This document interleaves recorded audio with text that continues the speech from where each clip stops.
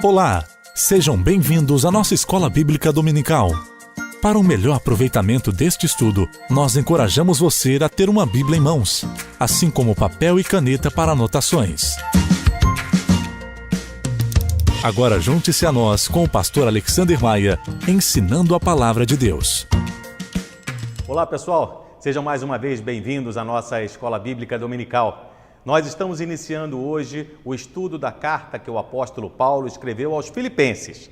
Esta é mais uma das chamadas cartas da prisão, você lembra? Aquelas que Paulo escreveu quando estava preso, provavelmente em Roma. Filipos foi a primeira cidade visitada por Paulo e sua equipe missionária na Europa, conforme nós podemos conferir em Atos capítulo 16, por volta do ano 52 da nossa era. Recomendo que você faça a leitura desse texto. A cidade era famosa por suas minas de ouro e por sua estratégica localização entre o mar Egeu e uma cadeia de montanhas. Era como um portão de entrada da Europa para aquelas pessoas que vinham da Ásia. Fundada pelo rei Filipe II da Macedônia, pai de Alexandre o Grande, era uma orgulhosa colônia romana, uma Roma em miniatura, isenta de impostos e modelada segundo os costumes da capital do mundo. Eles falavam latim, usavam vestimentas romanas, observavam as mesmas cerimônias que em Roma e os seus magistrados tinham os mesmos títulos romanos. Esta carta talvez tenha o tom mais pessoal de todas as atribuídas ao apóstolo. Não é difícil perceber que o autor escreve para uma comunidade que ele conhece muito bem e com a qual tem profundos laços de amizade. A nota dominante da carta é alegria. Ela revela o apóstolo Paulo como radiante no meio das tempestades e tensões da vida. Do que pode ser apurado, Paulo tinha ao menos 3 objetivos em mente quando escreve aos Filipenses. Primeiro, para preparar o retorno de Epafrodito à igreja de origem. Ele havia sido enviado a Paulo pela igreja como portador de uma oferta dos filipenses, mas adoeceu e quase morreu durante o período em que esteve em Roma com o apóstolo.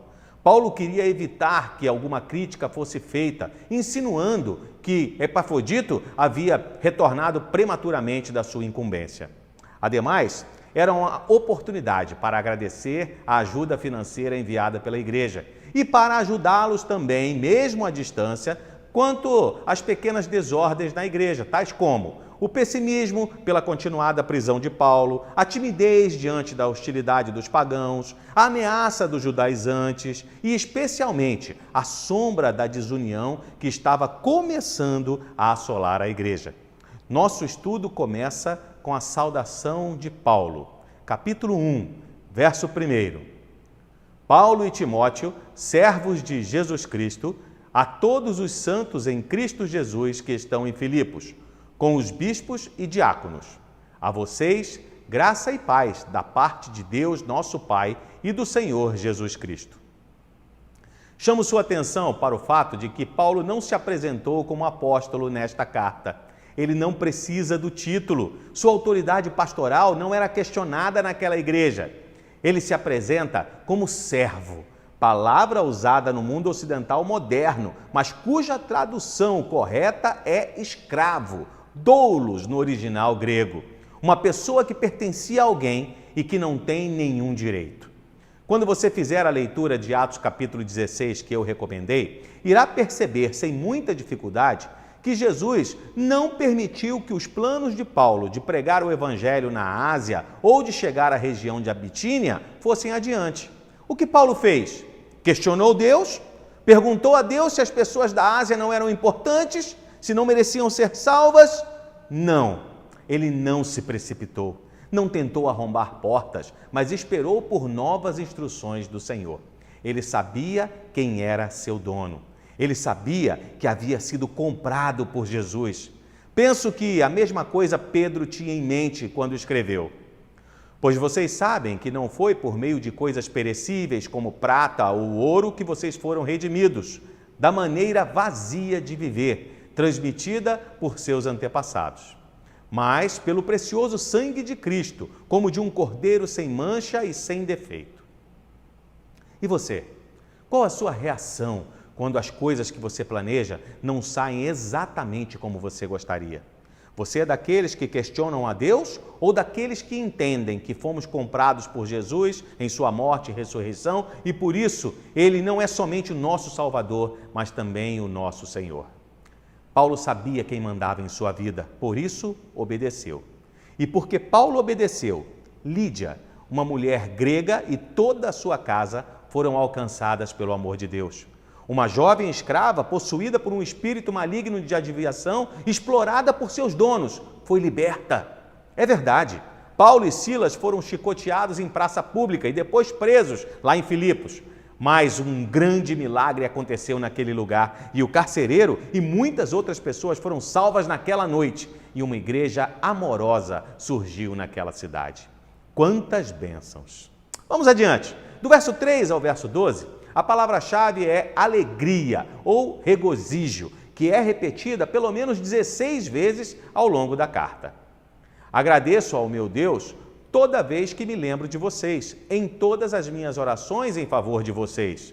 Sempre oro com alegria por causa da cooperação que vocês têm dado ao Evangelho desde o primeiro dia até agora.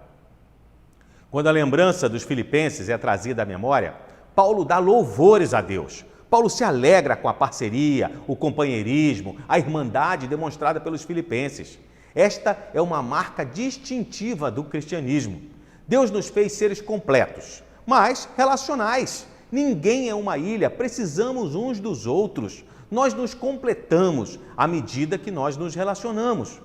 Esta semana, nosso querido irmão José postou um vídeo que tem circulado pelas redes sociais de um médico, Dr. Fabrício Costa Bandeira, falando sobre os transtornos emocionais que estão impactando as pessoas durante a pandemia.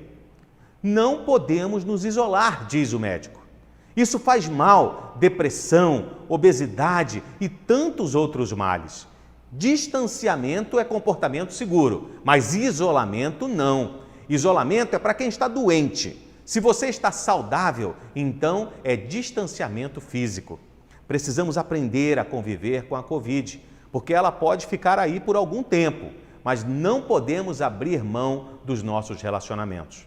Mantenha a distância física, mas seja presente, solidário, cooperativo. Muito obrigado, irmão José, por compartilhar conosco. Paulo continua. Estou convencido de que aquele que começou a boa obra em vocês vai completá-la até o dia de Cristo Jesus. É justo que eu assim me sinta a respeito de todos vocês, uma vez que os tenho em meu coração. Pois, quer nas correntes que me prendem, quer defendendo e confirmando o Evangelho, todos vocês participam comigo da graça de Deus. Deus é minha testemunha de como tenho saudade de todos vocês, com a profunda afeição de Cristo Jesus. A graça de Deus nos tornou cooperadores da sua obra no mundo. Esta obra se desenvolve na contramão dos interesses do mundo e até dos nossos próprios interesses. Por isso, só mesmo Deus pode nos capacitar e nos levar até o fim. O pastor Israel Belo de Azevedo afirma que a obra da redenção foi realizada de uma vez por todas, mas também vai se manifestando aos poucos em nossa vida diária. Isso é santificação, para se completar definitivamente no final dos tempos, quando Cristo for tudo em todos. Os filipenses participaram com Paulo de momentos difíceis em meio às suas prisões, mas também de momentos alegres na pregação do Evangelho, e isso o leva a um pensamento nostálgico. Que saudades de vocês! 6 vezes nesta carta, o apóstolo os chama de irmãos. Convoca Deus por testemunha para assegurar a sinceridade de suas palavras e ora para que o amor deles aumente cada vez mais. Verso 9. Assim é a minha oração, que o amor de vocês aumente cada vez mais em conhecimento e em toda percepção, para discernirem o que é melhor, a fim de serem puros e irrepreensíveis até o dia de Cristo, cheios do fruto da justiça, fruto que vem por meio de Jesus Cristo, para a glória e louvor de Deus. Que fruto da justiça é esse que Paulo se refere? O apóstolo escreve que assim como a árvore não produz fruto em si mesma, o cristão também não apresenta o fruto da justiça por sua própria capacidade. O fruto da justiça vem por meio de Jesus Cristo, como resultado da comunhão com Ele e como presente do seu Espírito Santo. Essa justiça é a expressão da nova vida em Cristo, a caminhada na santificação, puros, ou seja, sinceros, sem máscaras, sem retoques, irrepreensíveis em Cristo. Porque recebemos o amor de Jesus, nós podemos amar. Porque nós fomos perdoados, nós podemos perdoar. E tudo isso deve resultar apenas e tão somente em glória e louvor a Deus. Continuando a leitura da carta, um tom de triunfo está no ar. Paulo se alegra com a sabedoria de Deus que transforma em bem coisas que poderiam nos desanimar. Quero que saibam, irmãos, que aquilo que me aconteceu tem, ao contrário, servido para o progresso do Evangelho. Como resultado, tornou-se evidente a toda a guarda do palácio e a todos os demais que estou na prisão por causa de Cristo. E os irmãos, em sua maioria, motivados no Senhor pela minha prisão, estão anunciando a palavra com maior determinação e destemor. Os filipenses estavam grandemente angustiados diante da notícia da prisão de Paulo. O que aconteceria à causa de Cristo agora que o principal dos apóstolos se encontrava na cadeia? Paulo escreveu encorajando-os, dizendo-lhes que aquilo que poderia parecer um contratempo, uma coisa ruim, era na realidade um progresso importante. Além de toda a guarda pretoriana ter ouvido de Cristo, a igreja local também fora encorajada a proclamar o Evangelho aberta e destemidamente. É claro que nem todos na igreja pregavam movidos por motivos puros, mas se Cristo era pregado, Paulo se alegrava. É verdade que alguns pregam Cristo por inveja e rivalidade, mas outros o fazem de boa vontade. Estes o fazem por amor, sabendo que aqui me encontro para a defesa do Evangelho. Aqueles que pregam Cristo por ambição egoísta, sem sinceridade, pensando que me podem causar sofrimento enquanto estou preso. Mas que importa? O importante é que, de qualquer forma, seja por motivos falsos ou verdadeiros, Cristo está sendo pregado e por isso me alegro. De fato, continuarei a alegrar-me. A identidade desses alguns que pregavam a Cristo, movidos por motivos impuros, não pode ser estabelecida com certeza. Mas provavelmente os antagonistas eram um grupo dentro da igreja que, invejando a influência de Paulo na prisão ou fora dela, e incitados por um espírito de rixa, aumentaram a sua atividade missionária no desejo de aumentar também as contrariedades do apóstolo que estava preso. De que importa? O evangelho estava sendo pregado. Nos versos seguintes, Paulo se vê diante de um paradoxo. Seu desejo pessoal era de partir e estar com Cristo. Por outro lado, a necessidade da igreja o convencia de que ele cedo seria libertado e que continuaria trabalhando para o progresso da fé. Pois sei que o que me aconteceu resultará em minha libertação, graças às orações de vocês e ao auxílio do Espírito de Jesus Cristo. Aguardo ansiosamente e espero que em nada serei envergonhado. Ao contrário, com toda a determinação de sempre, também agora Cristo será engrandecido em meu corpo, quer pela vida, quer pela morte. Porque para mim o viver é Cristo e o morrer é lucro. Caso continue vivendo no corpo, terei fruto do meu trabalho. E já não sei o que escolher. Estou pressionado dos dois lados. Desejo partir e estar com Cristo, o que é muito melhor. Contudo, é mais necessário, por causa de vocês, que eu permaneça no corpo. Convencido disso, sei que vou permanecer e continuar com todos vocês para o seu progresso e alegria na fé, a fim de que, pela minha presença, outra vez a exultação de vocês em Cristo Jesus transborde por minha causa. Para Paulo, a vida encontra toda a coerência e significado em Cristo. Isso é que é vida verdadeira. Sua vida foi tão completamente absorvida pela pessoa e pelo programa do seu Senhor que ele podia dizer: porquanto para mim o viver é Cristo e a possibilidade de morte não me traz medo, só alegria.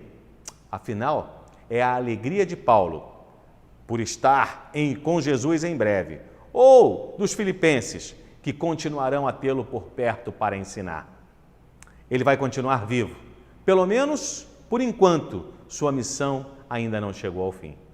Encerrando o capítulo, Paulo faz uma exortação. Não importa o que aconteça, exerçam a sua cidadania de maneira digna do Evangelho de Cristo, para que assim, quer eu vá e os veja, quer apenas ouça a seu respeito em minha ausência, fique eu sabendo que vocês permanecem firmes num só espírito, lutando unânimes pela fé evangélica, sem de forma alguma deixar-se intimidar por aqueles que se opõem a vocês. Para eles, isso é um sinal de destruição, mas para vocês, de salvação. E isso da parte de Deus, pois a vocês foi dado o privilégio de não apenas crer em Cristo, mas também de sofrer por Ele, já que estão passando pelo mesmo combate que me viram enfrentar e agora ouvem que ainda enfrento. Usando uma tradução mais literal, Paulo está falando aqui da nossa cidadania celestial. Lembra o que eu já expliquei sobre uma colônia romana? Seus habitantes são cidadãos romanos, com os mesmos deveres e direitos legais daqueles que moravam em Roma. Assim também nós, como cidadãos dos céus, devemos nos portar de maneira digna da nossa cidadania. Ser cristão implica em privilégio e compromisso. O privilégio é crer, uma resposta à iniciativa de Deus que coloca em ação o seu amor para conosco. O compromisso é sofrer. Estamos em guerra, você já sabe disso. Somos constantemente atacados, também sabemos disso. Em alguns países, muitos cristãos não têm a mesma liberdade que nós ainda temos de pregar o Evangelho, de falar do amor de Deus aqui no Brasil e da salvação que há em Jesus Cristo. Muitos têm sido presos, torturados e até mortos por amor a Cristo. Por isso, é essencial, como ele mesmo disse, permanecer firmes num só espírito, lutando unânimes pela fé evangélica, sem, de forma alguma, deixar-nos dominar, intimidar por aqueles que se opõem a nós. E é exatamente fazendo uma súplica em prol da unidade entre os irmãos, que exige uma verdadeira humildade e abandono dos interesses egoístas, que Paulo inicia o capítulo 2 da sua carta. Se por estarmos em Cristo nós temos alguma motivação, alguma exortação de amor, alguma comunhão no Espírito, alguma profunda afeição e compaixão, completem a minha alegria, tendo o mesmo modo de pensar, o mesmo amor, um só Espírito e uma só atitude. Nada façam por ambição egoísta ou por vaidade, mas humildemente considerem os outros superiores a vocês mesmos. Cada um cuide não somente dos seus interesses, mas também dos interesses dos outros. O fato de que todos estavam em Cristo deve nos manter em unidade fraternal. Ninguém pode caminhar desunido com o seu semelhante e ao mesmo tempo estar unido a Cristo. A base dessa união é o seu amor, não aquilo que eu digo sentir, mas o que eu faço. É a vitória sobre as minhas vontades, as minhas necessidades, os meus desejos. Aqui está a verdadeira essência da vida cristã e o que nos afeta agora e na eternidade. É o poder de amar os que não nos agradam. É a capacidade, semelhante à de Jesus Cristo, de amar o que não é amável, nem digno de amor, porque esse foi o exemplo de humildade que ele nos deixou. Seja a atitude de vocês a mesma de Cristo Jesus, que, embora sendo Deus, não considerou que o ser igual a Deus era algo a que devia apegar-se, mas esvaziou-se a si mesmo, vindo a ser servo, tornando-se semelhante aos homens, e sendo encontrado na forma humana, humilhou-se a si mesmo e foi obediente até a morte, e morte de cruz. Por isso Deus o exaltou à mais alta posição e lhe deu o nome que está acima de todo nome, para que ao nome de Jesus se dobre todo o joelho nos céus, na terra e debaixo da terra, e toda língua confesse que Jesus Cristo é o Senhor, para a glória de Deus Pai. Talvez não seja exagero afirmar que esta é a passagem mais bela, mais importante, mais emocionante que o apóstolo Paulo escreveu sobre Jesus. Aqui ele expõe o seu pensamento favorito, O essencial é a simples consideração que Paulo já tinha feito aos coríntios. Jesus, sendo rico, se empobreceu por nossa causa. Mas essa ideia simples se desenvolve aqui com uma plenitude e riqueza que não tem igual. Seu apelo final e irrefutável à unidade consiste em assinalar o exemplo de Jesus Cristo. Assim como foi Jesus, sejam vocês também. E ele continua: assim, meus amados, como sempre vocês obedeceram, não apenas na minha presença, porém, muito mais agora na minha ausência, ponham em ação a salvação de vocês com temor e tremor, pois é Deus quem efetua em vocês tanto o querer quanto o realizar, de acordo com a boa vontade dele. Escolhendo bem as palavras que vai usar, Paulo faz outra exortação. Desenvolvei a vossa salvação, diz algumas versões. A palavra traduzida por desenvolvei traz a ideia de levar a cabo, de fazer alguma coisa de forma plena, completa, perfeita, de modo que se termine e se conclua. É como se Paulo dissesse: não fiquem na metade do caminho, filipenses, não se satisfaçam com uma salvação parcial, continuem até que a obra da salvação chegue a realizar-se em vós de forma plena e definitiva. Nenhum cristão pode contentar-se com menos que o benefício total do Evangelho. A salvação é obra de Deus, por isso jamais é incompleta. E é Ele que opera em nós a vontade e o desejo de sermos salvos. Eu gostaria de encerrar o nosso estudo hoje refletindo um pouco com vocês sobre os últimos versículos do capítulo 2 desta carta. Os versos 19 e 25 são o início de 2 parágrafos diferentes. Lembre-se que esta é uma carta. Capítulos e versículos foram acrescentadas muitos anos depois para melhorar e facilitar a nossa compreensão. Os versículos 19 e 25 são o início desses 2 parágrafos finais do capítulo e dizem assim: espero no Senhor Jesus enviar Timóteo brevemente, para que eu também me sinta animado quando receber notícias de vocês. Contudo, penso que será necessário enviar de volta a vocês Epafrodito, meu irmão, cooperador e companheiro de lutas, mensageiros que vocês enviaram para atender às minhas necessidades. Nós falamos no início desta aula desse tom pessoal da carta, e um leitor desapercebido vai perguntar ao ler esses 2 versos: espera um momento, pastor, nós não estamos lendo a Bíblia? O que me interessa saber que Paulo vai enviar Timóteo, que vai enviar Epafrodito à igreja lá em Filipos? Eu confesso aos irmãos que muito me emociono quando leio e reflito sobre esse final de capítulo, porque eu vejo Paulo escrevendo sobre um time, não um time qualquer, mas um Dream Team, um time dos sonhos de Deus. Vejo Paulo, um camarada que preso, arriscando perder a sua vida por causa do Evangelho, diz que está alegre e que mesmo na prisão vai pregando o Evangelho para os guardas e para as outras pessoas, dizendo que vai enviar Timóteo a Filipos porque precisa receber notícias daquela igreja e que isso vai deixar ele muito animado.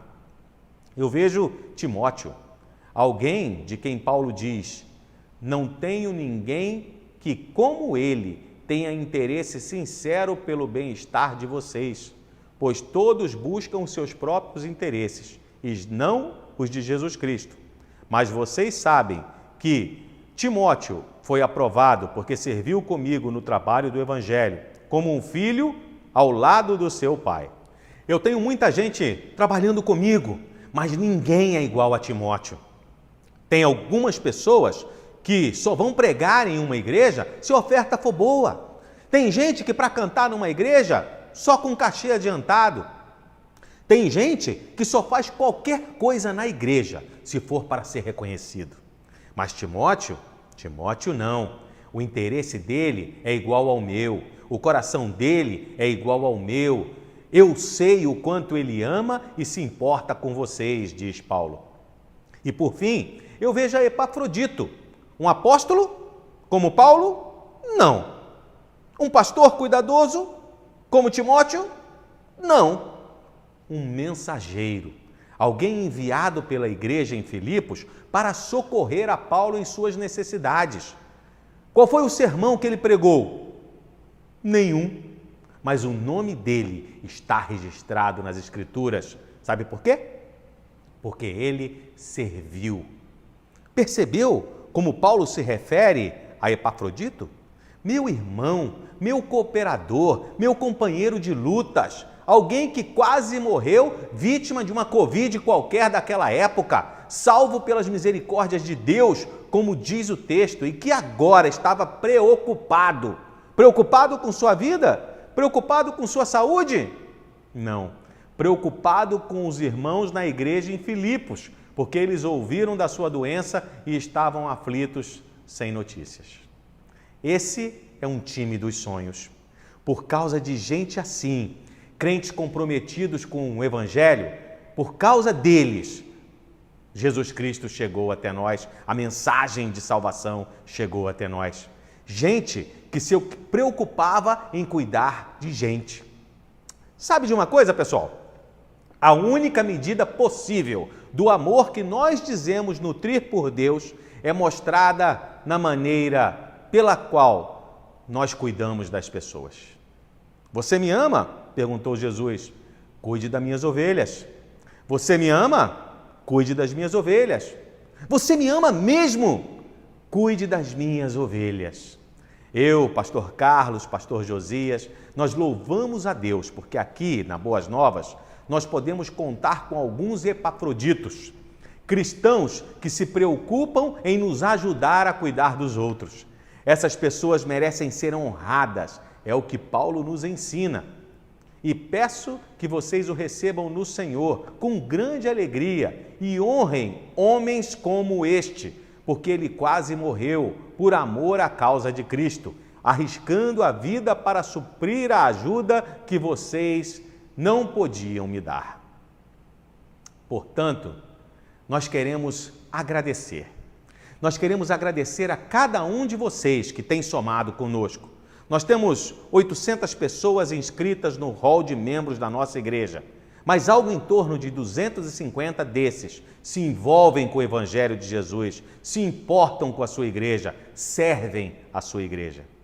Seu nome não vai estar registrado nas Escrituras, porque o texto bíblico já está encerrado.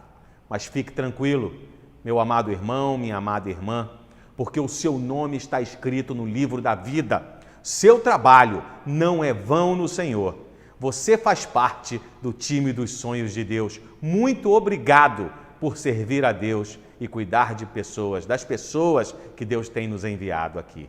Muito obrigado por somar conosco. Vamos orar?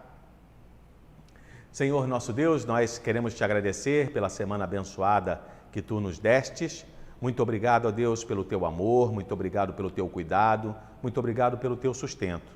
Muito obrigado também, ó Deus, pela tua palavra que falou aos nossos corações. Obrigado pelo privilégio que nós temos de aprender tantas coisas com o teu servo Paulo, mas não só com ele. Aprendemos também com os filipenses, aprendemos com Timóteo, aprendemos com Epafrodito. Muito obrigado, Deus, porque essa mensagem chegou até nós e nós podemos nos tornar cristãos melhores depois de aprendermos mais de Ti.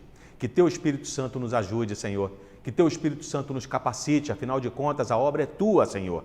Nós fomos alcançados por Ti e só não estamos contigo na eternidade ainda, porque sabemos que Tu tens um ministério para cada um de nós tem uma missão específica a cumprir. Nós Te agradecemos por isso, por esse grande privilégio, mas nós pedimos, Senhor, que Tu mesmo nos prepare, que Tu nos fortaleça, que Tu nos capacite, Senhor, para que nós possamos também nos achar aprovados em Ti. Cuida da Tua igreja, Deus. Obrigado pelos Teus servos. Obrigado, ó Deus, por cada um dos meus amados irmãos e irmãs que tem, ó Deus, somado conosco aqui na Igreja Boas Novas e que tem nos ajudado nas mais diversas funções, desde a recepção de pessoas lá no estacionamento, aqueles que lidam com as crianças, aqueles que preparam os nossos ambientes, limpeza, lanches, aqueles que tocam, ó Deus, aqueles que, enfim, aqueles que ministram aulas, aqueles que são líderes de pequenos grupos, lá no Celebrando, no pequeno grupo multiplicador. Senhor, nós temos tantas pessoas Tu tem mandado para cá, Senhor, que tem nos ajudado. Por cada uma delas, nós dizemos a Ti, muito obrigado nessa manhã. Que Tu possas cobrir, ó Deus, as suas vidas, os seus lares com as Tuas bênçãos. Que elas se sintam, ó Deus, honradas por estarem servindo a Ti. Muito obrigado, ó Deus, porque Te servir é mesmo um grande privilégio. E cuida também daqueles Teus servos que estão conosco, mas como espectadores, que não estão exatamente envolvidos, ó Deus, aqui no trabalho do Evangelho, aquilo que nós fazemos aqui em nossa igreja. Que tão logo, ó Deus, toda essa situação passe, nós possamos todos juntos aumentar ainda o número daqueles, ó Deus, que estão somando conosco, aqueles que estão efetivamente, ó Deus, trabalhando em prol do Teu Evangelho e do crescimento da Tua igreja, crescimento do Teu reino, porque afinal de contas, quando alguém Te reconhece como Senhor e Salvador, este alguém passa a fazer parte da Tua família, passa a ser cidadãos dos céus, assim como nós. Muito obrigado, Deus, por tudo isso que Tu tens feito em nossas vidas. Continua a nos abençoar. Dai-nos, ó Deus, mais uma semana de paz, uma nova semana se inicia agora, que seja uma semana de bênção para os Teus servos. Abençoa a nossa igreja, abençoa os membros da nossa igreja, os nossos amigos que frequentam conosco, ó Deus, os nossos cultos, a Escola Bíblica Dominical, as pessoas que estão nos assistindo. Muito obrigado, Senhor, porque temos certeza que Tu estás cuidando de nós. Nos abençoa, receba, Senhor, a nossa gratidão e a nossa adoração. Nós oramos assim, em nome do Senhor Jesus Cristo. Amém. Muito obrigado! Você esteve conosco durante mais essa aula da Escola Bíblica Dominical. Na semana que vem, nós encerraremos o estudo da Carta de Filipenses. Eu espero você. Uma boa semana. Que o Senhor nos abençoe.